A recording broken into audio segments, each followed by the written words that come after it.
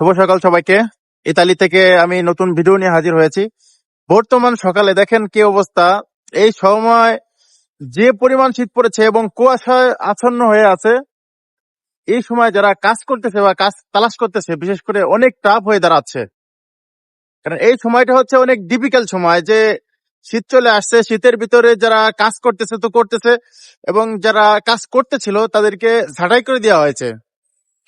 তো আমরা অনেকেই চিন্তা করি যে আমাদের কাজ করতে হবে, বা আমরা কাজ করতে পারি না বা আমরা কাজ পাই না কেন। এই সমস্যা হচ্ছে যে এখানে যারা আছে বিশেষ করে এই সময়টাকে কাজের জন্য অনেক বেহাল সময়, সোজা কথা।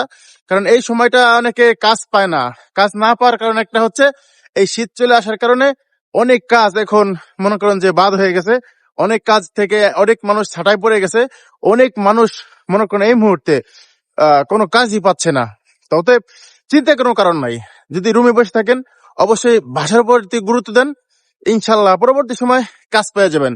তবে চিন্তা করবেন না, আস্তে আস্তে সামনের দিকে আগাইতে থাকুন, ইনশাল্লাহ আপনার জন্য ভালো কিছু অপেক্ষা করছে।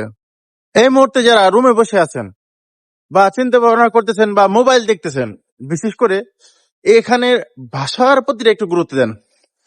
কারণ আপনার ডকুমেন্ট আছে, ধরেন আপনার ডকুমেন্ট সবকিছু আছে, ভাষা জানেন না, তাহলে আপনি কিন্তু ভালো কোনো কাজ করতে পারবেন না।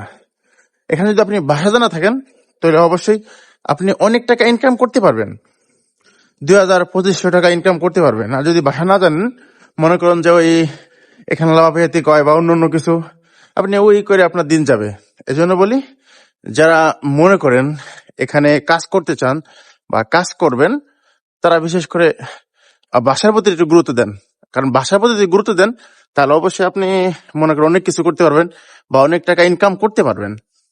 এবং যারা স্কুলে যাইতেছেন না, বিশেষ করে রেগুলার ভাবে স্কুলে যান, স্কুলে গেলে আপনার জন্য ভালো হবে এটা যে আপনার আ1 আ2 এর যারা সার্টিফিকেট রয়েছে তাদের জন্য কিন্তু অনেক সুযোগ।